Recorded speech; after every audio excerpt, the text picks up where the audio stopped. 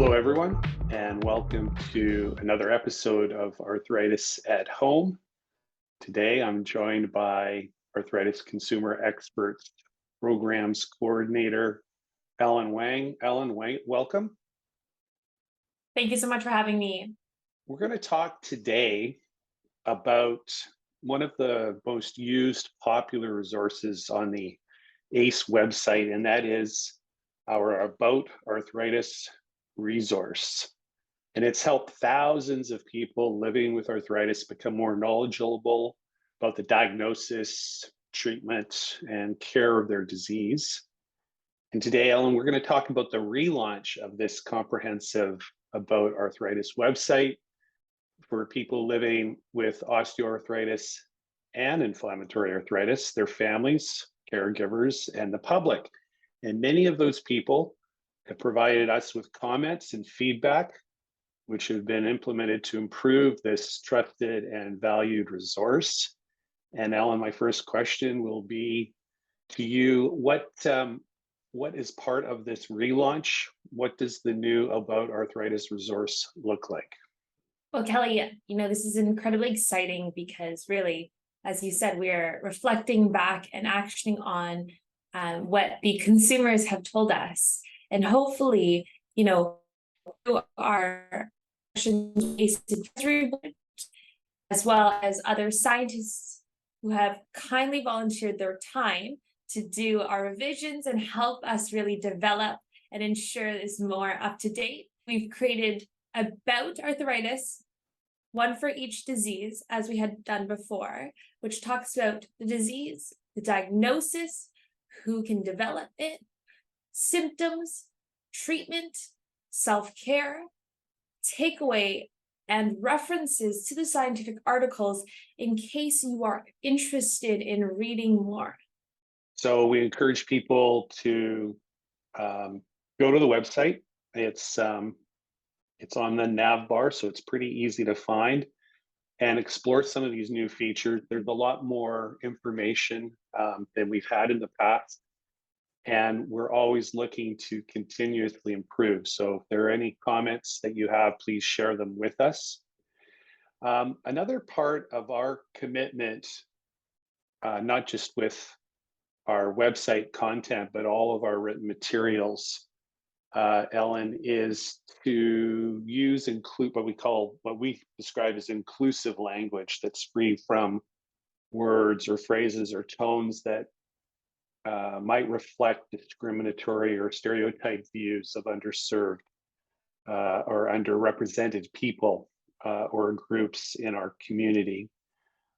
That was also one of the things that we looked at quite closely as part of this redesign and rewriting of our About Arthritis resource. Can you tell us a little bit about that? Yeah, absolutely, Kelly. So as you had mentioned, so not only have we, revised a lot of material to be more up to date, we've listened and reflected back the language now that is more relevant and more strength-based. As research evolves and as our social political climate evolves, knowing that language will change. So we've actually ensured that all of our work is audited by an Indigenous consultant in this case, through the rewriting of all of our materials. So once we are done, right, we always pass it on to someone to look over, but we also have done trauma editing, and we've looked at making certain areas more lay friendly. And as we've discussed before, well, those sections that I named out, that allows it to be a lot more accessible and gives some structure behind how the information is presented so that you are able to go to the section that you need faster to find that information. So I think a great value for, as you said, our consumers, and something that we think is culturally now appropriate and more sensitive as well. And I think in terms of the resource itself, what we encourage people to do is to look at it and to help them have conversations, not just with their healthcare providers, but to have conversations with their family members, with their employees or employers or people that they work with, to help them talk about their disease. And so, again, something that we know is very well visited on our website, and we're really excited, as you said, about the relaunch. Any other final words for our consumers before they turn this off and go to the About Arthritis section on our website? Yeah, absolutely. I highly recommend that everyone actually read about the different types of arthritis. I think part of being, somebody who lives with arthritis is actually knowing about the different types of arthritis and how they manifest, the similarities and the differences, because then you're able to not only understand your own diagnosis, but perhaps you meet someone. I actually happened to meet someone very recently with axial spondylitis, and that was actually the common speaking point because I had known or had just worked on that about. So I was knowledgeable and aware of those symptoms, and that created an opportunity for dialogue.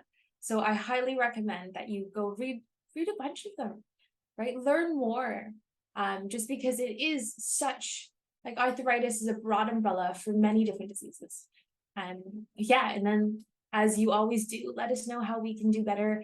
We can make it more aligned with your cultural values, make it more up to date, right? As research evolves, we acknowledge that even though we are doing our best, that we live in a very exciting time where new studies are coming out every second, and that, we can only try our absolute best to keep up, but we ask for your help in that sense. There'll be a link for our viewers at the end of this to be able to quickly be able to visit the resource. So look for that at the end of this interview. And thank you again for joining us for another episode of Arthritis at Home. Ellen, thank you for joining us. We look forward to seeing all of you again soon. Bye-bye.